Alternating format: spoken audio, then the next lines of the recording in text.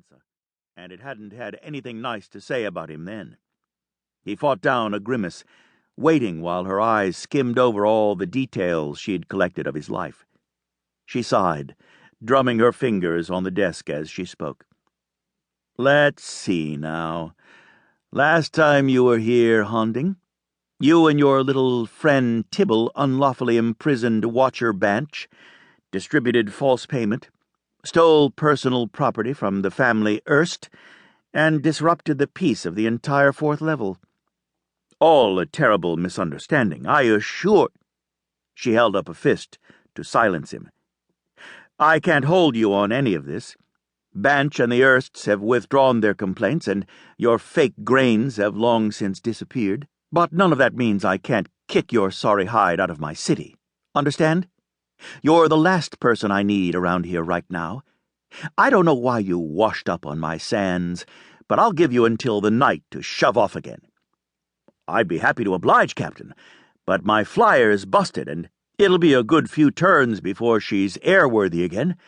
But don't you worry. Tibs working on getting it fixed up right. Still dragging around Tibble. Should have known. You've got that poor sod worshipping your shadow, and it's going to get him killed someday. What's wrong with the flyer? And stop trying to work your ropes loose." He froze and mustered up what he thought was a contrite grin.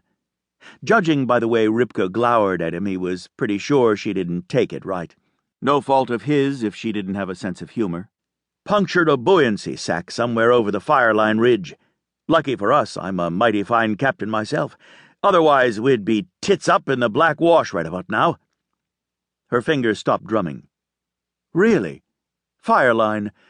Nothing but a bunch of upper crusts taking tours of the Celium mines and dipping into the salt baths over there. So just what in the sweet skies were you doing up there?" A chill worked its way into his spine at her pointed glare, her pursed lips. Old instincts to flee burbled up in him, and for just a moment his senses reached out.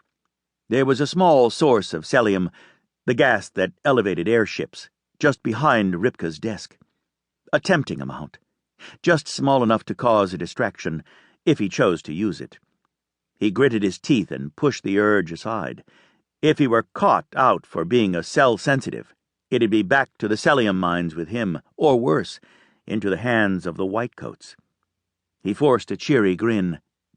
"Certainly not impersonating a steward and selling false excursion tickets to the baths. That would be beneath me." She groaned and dragged her fingers through her hair, mussing her plait. "I want you out of my city, Honding, and a busted buoyancy sack shouldn't take more'n a day to patch up. Can you do that?" "That would be no trouble at all." "Wonderful. If it were just the buoyancy sack." Her fingers gripped the edge of her desk, knuckles going white. "I could throw you in the smokestack, and no one in the whole of the Scorched would lift a finger to find out why. But you wouldn't. You're a good woman, Ripka Leshy. It's your biggest flaw. Could be I make you my first step on a downward spiral. Who put sand in your trousers anyway? Everyone's wound up around here like the smokestack is rearing to blow. Pits below, Ripka. Your thugs didn't even take my bribe." "Watch Captain Leshy," she corrected, but it was an automatic answer, lacking any real snap. "You remember Warden Fod?" "Course I do. That fellow is straight as a mast post. Told me if he ever saw my sorry hide here again, he'd tan it and use the leather for a new sail. Reminds me of you, come to think on it. Well, he's dead. Found him ballooned up on Celium gas floating around the ceiling of his sitting room. Good thing the shutters were pulled. Otherwise, I think he would have blown halfway to the darkling sea by now." Detan snorted. He bit his lip and closed his eyes, struggling to hold down a rising tide of laughter. Even Ripka had a bit of a curl to her mouth as she told the story, but still, she had admired the crazy old warden, and Detan suspected she might just consider carrying out the man's wish of turning him into leather if he let loose with the laugh he was swallowing. He risked opening his eyes. "How in the pits did it all stay in there?" Her face was a mask of professional decorum. The late warden had been sealed with guar sap on all ends. "Still got him? I could use a new buoyancy."